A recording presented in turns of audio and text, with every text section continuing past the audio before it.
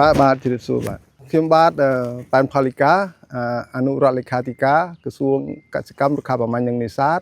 ហើយទទួលបន្ទុកការងារបង្ក្រាបបទល្មើសជលផលនៃបឹងបរិវេណបឹងទន្លេសាបភូមិសាស្ត្របឹងទន្លេសាបបាទខ្ញុំឈ្មោះតមរៈអនុរដ្ឋលេខាធិការក្រសួងកសិកម្មរុក្ខាប្រមាញ់និងនេសាទក្នុងនាមឯកឧត្តមហាសេរីខ្ញុំទទួលបន្ទុកអធិការមេកុងបាទមូលហេតុអញ្ចេះដោយសារឆ្នាំនេះវាមានឱកាសល្អដែលបឹងទន្លេសាបមានទឹកធំហើយភូមិសាស្ត្រមួយចំនួនដែលពីមុនមិនមែនជាកន្លែងដែលជាតំបន់នេសាទសកម្មប៉ុន្តែឆ្នាំនេះវាជាតំបន់នេសាទសកម្មហើយខេត្តកំពង់ឆ្នាំងនៅក្នុងស្រុកកំពង់តាឡាចហើយកំពង់ចាមយើងក្នុងស្រុកបាធាយហ្នឹងគឺមានព្រំដែនជាប់គ្នាហើយដែលនេសាទកន្លែងនេះក៏មានទឹកជ្រៅដែលជាកន្លែងនេសាទយ៉ាងសកម្មនៅក្នុងឆ្នាំនេះដែរបាទ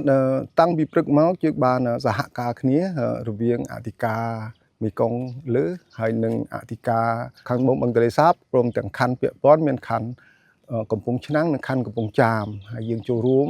សហការគ្នាដើម្បីត្រួតពិនិត្យបទល្មើសនេសាទក្នុងរដូវបើកនេះដែលជាពិសេសគឺនៅសល់តែរបាំងស្បៃមុងនៅសល់ដដែលបាទរដូវបិទនេសាទក៏យើងបានបង្ក្រាបទ្រង់ទ្រាយធំហើយប៉ុន្តែរដូវបើកនេសាទយើងបើកឲ្យប្រជាពលរដ្ឋលោកនេសាទបានក៏ប៉ុន្តែត្រូវប្រើប្រាស់ឧបករណ៍ឲ្យស្របទៅតាមច្បាប់ស្តីពីជលផលបាទជាទូទៅយើងឃើញថាពីមួយឆ្នាំទៅមួយឆ្នាំការប្រព្រឹត្តបទល្មើសជលផលនឹងមានការថមថយចុះប៉ុន្តែទោះបីយ៉ាងណាក៏ដោយជាគោលនយោបាយរបស់រាជរដ្ឋាភិបាលយើងជាខំប្រឹងប្រែងបន្តទៅទៀតធ្វើយ៉ាងណាឲ្យការនេសាទចាប់យកកូនត្រីល្អិតហ្នឹងឲ្យកាន់តែកាត់បន្ថយជាអតិបរមាបាទសង្ឃឹមថាព្រំប្រទល់យើងមិនមែនជាប់តែព្រំប្រទល់កំពង់ឆ្នាំងកំពង់ចាមនេះតាមពិតវាជាប់នឹងខេត្តកដាលស្រុកពញាលឺដែរយើងមានផែនការសហការទាំង3មុខព្រួយហ្នឹងដើម្បីធ្វើការជុំគ្នានៅក្នុងភូមិសាស្ត្រដែលមានព្រំប្រទល់ជាប់គ្នាទាំងអស់ពិតប្រាកដហើយពីព្រោះការងារនេះវាត្រូវការសហការគ្នាឲ្យគ្រប់ជ្រុងជ្រោយពីព្រោះភូមិសាស្ត្រមិនមែនជាបើកចំហពេកទេបើសិនតែយើងបំបែកគ្នាជាក្រុមយើងអាចរកឃើញការប្រើប្រាស់ឧបករណ៍បត់ល្មើសនឹងច្រើនជាងយើងធ្វើការដាច់ដោយឡែកពីគ្នាបាទជាចុងក្រោយនេះខ្ញុំក៏សូមអំពាវនាវដល់ប្រជានេសាទសូមលោកមេត្តាគិតផលប្រយោជន៍ជាតិជាធំទោះបីការនេសាទទ្រង់ទ្រាយធំជាបទល្មើសហ្នឹងវាកាន់តែថយទៅវាកាន់តែខ្សត់ទៅបើប្រៀបធៀបទៅពេលមុនក៏ប៉ុន្តែវានៅតែបន្តទៀតហើយនេះសូមបងប្អូនមេត្តាគិតពីព្រោះថាកូនត្រីនឹងទូចណាស់បើសិនតែយើងរក្សាទុកតែ2ខែទៀតត្រីនឹងខ្លាចជាត្រីធំហើយអំណោយផលដែរបឹងទន្លេសាបយើងពីមួយឆ្នាំទៅមួយឆ្នាំកាន់តែកើនមកវិញ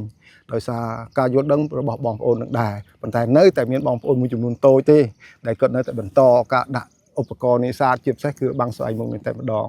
ដូច្នេះសង្ឃឹមថាពេលទៅខាងមុខប្រហែលជាបងប្អូននឹងយល់ជ្រាបហើយក៏សូមអរគុណដល់អាជ្ញាធរក្រុមដាក់ថ្នាក់មន្ត្រីទាំងអស់មន្ត្រីជំនាញរបស់យើងទាំងអស់ហើយជាពិសេសខាងភូមិសាស្ត្រ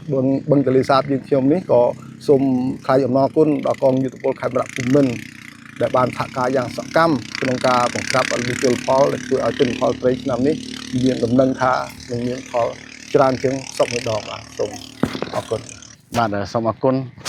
ក្នុងនាមឯកឧត្តមរដ្ឋមន្ត្រីក្នុងនាមឯកឧត្តមហាសេរីខ្ញុំក្រុមការងារទាំងអស់សូមបដិញ្ញាចិត្តថានឹងបង្ក្រាបបទល្មើស